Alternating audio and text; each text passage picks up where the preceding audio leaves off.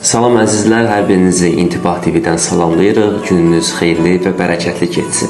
Biz keçən mövzumuzda bildirmişdik ki, sosial medianın həm xeyirli, həm də ziyanlı tərəfləri var.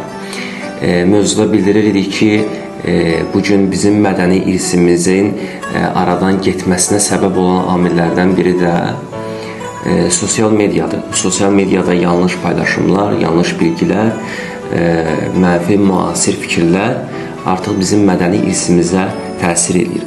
Amma nə qədər çalışsalar da biz bir güclü xalqıq, bizim mədəni irsimiz heç vaxt aradan getməyəcək, çünki onun çox dərin kökləri var. Bugün mövzumuzda istəyirik ki, sosial medianın həm xeyirli, həm də ziyanlı tərəflərinə biz də bir fikir bildirək. Sosial media günümüzdə qloballaşmanın bizə verdiyi ən böyük informasiya mənbələrindən biridir.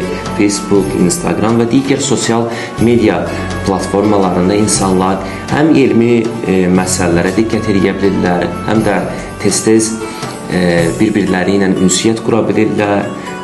Bir maraqlı bir faktı, elmi bir faktı, gözəl bir informasiyanı daha tez insanlara çatdıra bilirlər. Amma yanlış tərəfləri də var ki, bizim əlimizdən, bizim həyatımızdakı ən önəmli olan amil zaman anlayışını alır.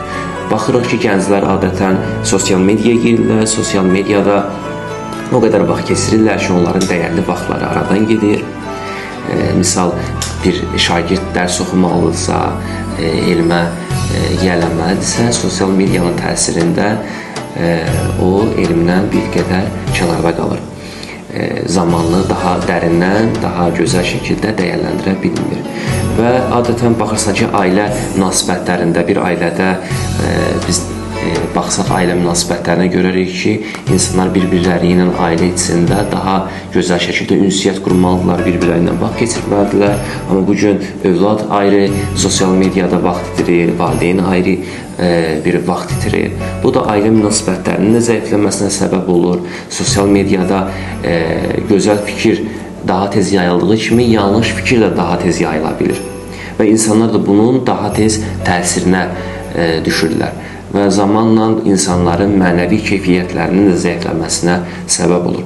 Bizlərin də əsas vəzifəsi sosial mediada yanlış təbliğat aparan insanlara qarşı ən azı biz də bir fikir bildirməklə onlarla mübarizə aparmaqdır. Hər birinizə təşəkkür edirəm.